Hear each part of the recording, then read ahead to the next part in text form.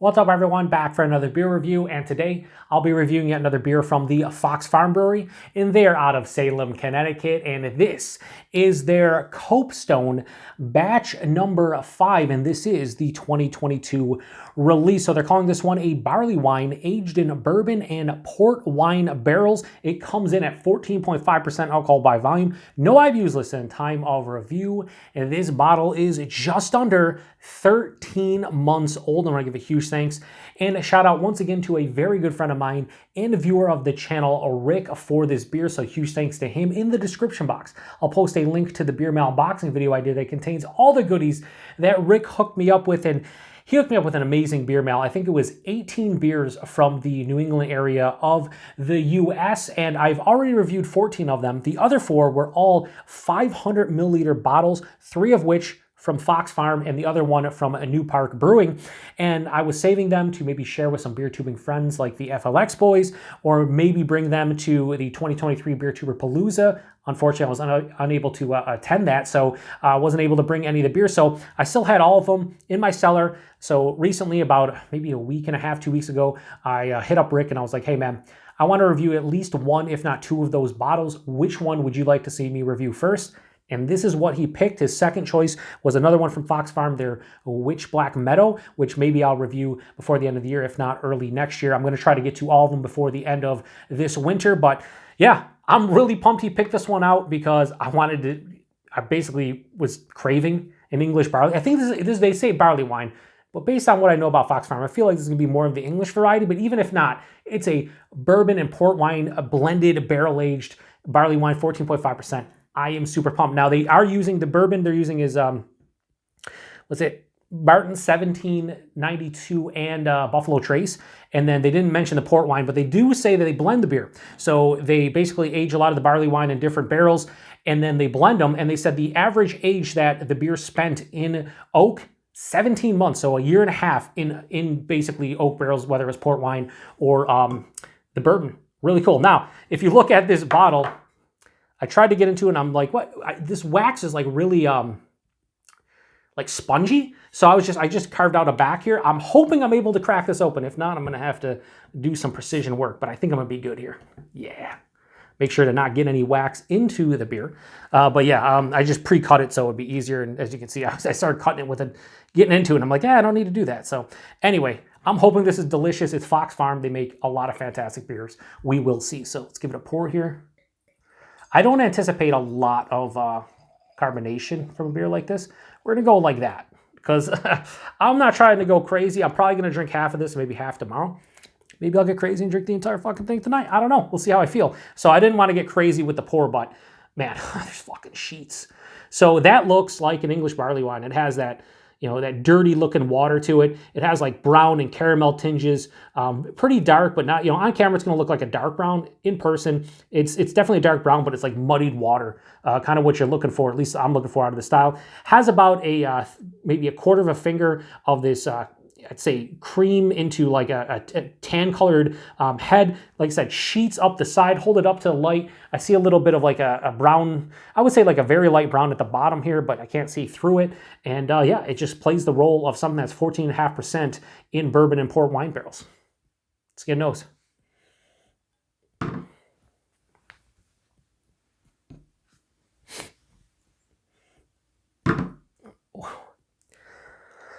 Oh. It's not going to show. I've got goosebumps from a fucking beer. Yes, I'm an idiot. Yes, confirmed. Goosebumps from smelling a beer. Dude. Oh, Jesus Christ. I don't know if I'm going to be able to review this beer.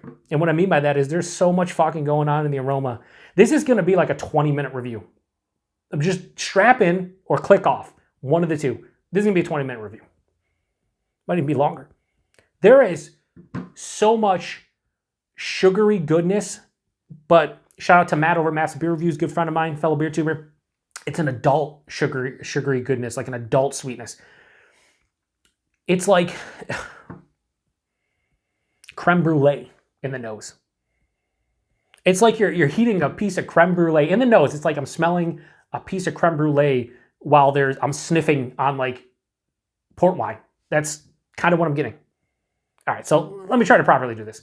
There is an amazing amount of, again, caramelized burnt sugars, caramel, toffee, brown sugar, molasses.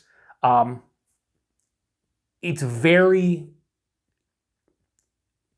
like intense in the note. Like I was trying to think of the word, like it's hitting my nostrils with those flavors primarily.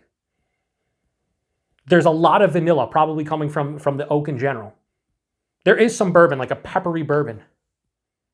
The port wine's giving me this slight, could be coming from the base, but like a fruity, again, a grapey, a cherry, maybe even a raisin. I could say even in the nose, sugar daddies, like a sugar daddy for sure. There's chocolate, yeah, like a sweet dark chocolate. A little bit of leather, and again, I don't say leather and tobacco a lot, but there's definitely like a leathery thing going on here. What the oh, now the alcohol is definitely noticeable. Like, you know, that last sniff, like the ethanol, I was like, oh, yeah, this is booze to it, right? But I expect that. I just want to, listen, I just want to sit here and just smell this beer. Like, I don't give a shit about the rest of whatever's going on right here. Oh, am I reviewing a beer on YouTube? I guess. But like, this just smells so good. I just want to kind of smell this for the next 5-10 minutes and not even take a sip. There's a touch of like a smokiness going on. Like maybe like a barrel char. Holy fuck. All right, just settle down, Joe, okay? You get too hyped up a lot of times for the aromas, and then the taste is a letdown. You're setting yourself up for disappointment. Let's taste it before we lose our shit. Cheers, everybody. And even if this beer isn't amazing, thanks, Rick. I appreciate all of the beer you sent, but also all the comments and the conversations we have, and my sabers are still fucking terrible. Cheers.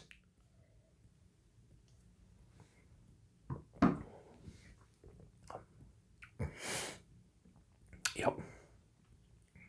Yeah. That's a good beer. It's a real fucking good beer. It's definitely still boozy. Under 13 months old, boozy. 14.5% boozy. Oh.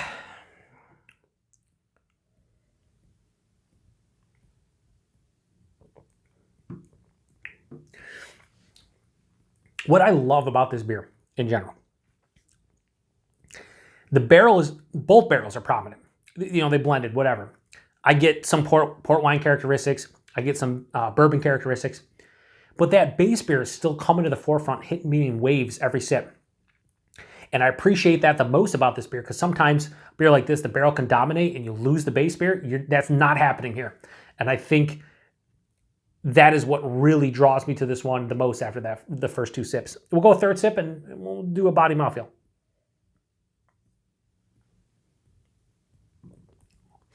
Body on this one is a bit thin. This is like low to medium full, 14.5%. I would want to see this straight on full bodied, right? It is barrel aged, it's blended. I get it.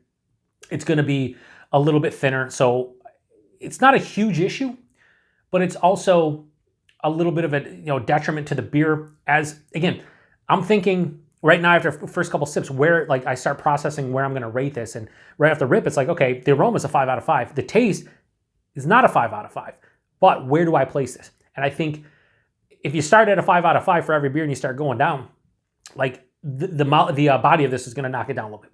The mouthfeel, however, it didn't look like there's a lot of carbonation, and it's not super carbonated, but it is mild to moderately carbonated. We're approaching the moderate side of things. A lot of times these beers can be, especially after spending so much time in the barrel, a lot of times they can definitely be undercarbed or even flat. This is not flat, which I'm really happy about. It has a smoothness on the palate. It's not really soft or anything. A little bit of creaminess. So I think the mouthfeel is really nice. So really nice mouthfeel, thin on the body. Taste. Up front, it's just, again, can't stress how many caramelized and burnt sugars there are. I'll be honest with you, I think like toffee's leading the way. There's brown sugar, there's molasses, there's caramel, there's just a shit ton of different sweeter, chocolate notes and things of that nature. It's caramelized burnt sugars. And it's so complex at the front of the palate from the base beer. It's kind of mind-blowing. There's a little bit of a, again, like a sweeter dark chocolate, slight, Yeah, that all hits me at the front of the palate. A touch of like that charred barrel too, a little bit of smokiness. As it passes through, halfway through, I get more of the port wine. First thing I actually get is vanilla and vanillins, right? The vanilla and oak.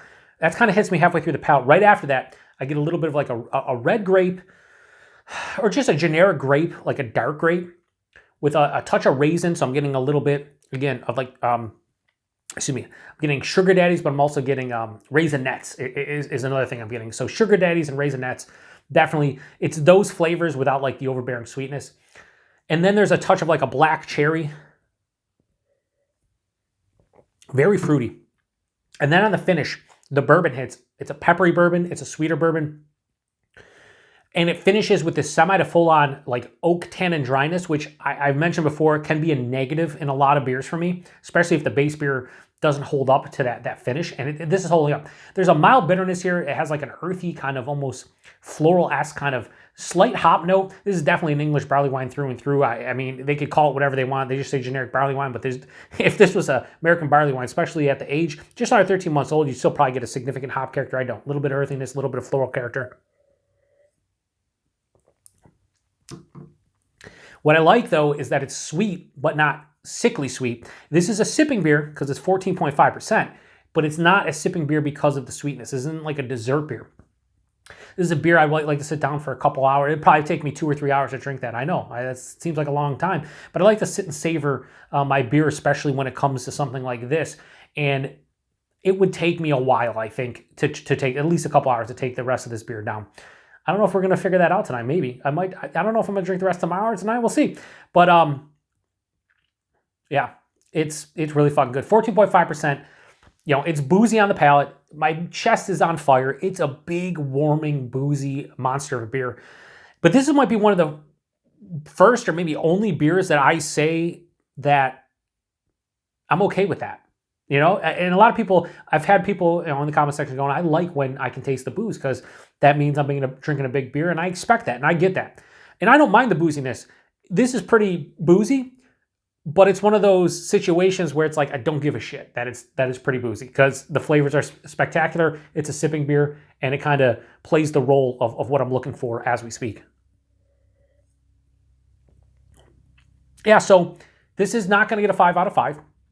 And was I anticipating this getting a high rating? Yes. Did I think it was going to be a 5 out of 5? I don't know. That's why I reviewed the beer. But knowing Fox Farm and their quality of beers, in addition to the fact that this is, you know, a blended barrel-aged beer, I just, you know, I thought it was going to be good, and it is. It's not a 5 out of 5, but man, it's not far off. So I think what's knocking it down from the 5 out of 5 is the thin body. That's the main issue I have. And maybe the booze, but again, I can get past that. So I'm going to give Fox Farm's Copestone Batch Number 5, the 2022 release. I have absolutely no issues giving this beer right here a high 4.75 and go 4.85. This is going to be a top 10 beer of the year for me, maybe even a top 7. I'd have to check. When I do my list, I'm going to have to see, but this is definitely one of the best beers I drank this year. And I think, and listen, this is no knock at Fox Farm because, again, they fucking make awesome beers. They're going to be on my top brewery list of 2023 for sure. You know, Rick hooked me up with a lot. I've drank, I think I've reviewed 5 or 6 beers from them this year. They make a lot of great styles. I mean, they can do, you know, all kinds of different lagers. They can do hazy IPAs. They can do fucking English milds. They can do saisons. They can do beers like this, and they do them well. But any beer this year is going to be hard to beat that Goose Island 35th anniversary barrel-aged blended ale that I had recently. That was top-notch. This is right underneath that. I gave that a 5. This is a 4.85. They're in the same realm. This is a bit different, but it's still fucking delicious, and that's why I got a high score. Price point availability, $16 for a bottle of this, yes? Yeah, no, yeah? Yeah, no, yeah. I don't know what it was this year, but last year was $16 a bottle. So maybe this year with inflation and everything going on, maybe $18, $20 a bottle, I'd still pay that. This is a fucking phenomenal beer, and it's Fox Farm. So you're talking about a 16.9 fluid ounce bottle, you know, $1 an ounce in that range. Yeah, no, I'd pay that. And availability is Fox Farm. You got to go to the brewery. And beauty about their beers, I'm not saying this specifically, but if you are just like say in Salem or close by and you want to hit up the brewery, they always have a bunch of beers that you can buy to take home. They got a bunch of beers on tap. That's the biggest bummer about me not going to 2023 Beer Tour Palooza this year. All the boys went to Fox Farm, and I really wanted to check out the brewery and meet Rick. Rick was we were going to try to meet up at least for a beer, and we were unable to do it. So maybe next year. I want to get to the brewery at some point. So yeah. Anyway, sorry, Rick, for it took this long to get to this beer and the rest, but the beer's fucking awesome, and I can't thank you enough for all the support on the channel. And that goes for everybody out there who has supported the channel, whether it's watching the videos, commenting on the videos, sending beer mails, whatever the case may be. I just I'm thankful. You give thanks for Thanksgiving and end of the year and everything, and I'm just thankful that people watch the channel, people enjoy the channel, and I'll tell you right now, I enjoy the channel because fucking beer's fun. And you know what? I was gonna try. You know what? Fuck that. Now you know what? I was gonna try to get into and say, look at the cap, but can't be bothered. Shout out to the train. Wouldn't be a Beer Patrol review without the train. Been a while. That guy's hammering that fucking horn. Cheers. Anyway, if you've had this beer before, any vintage of it, I know Rick just recently had the 2023 and was loving it, but if you had this one specifically, let me know. Post in the comment section if you had this year's or any prior vintages. Let me know what you think about it.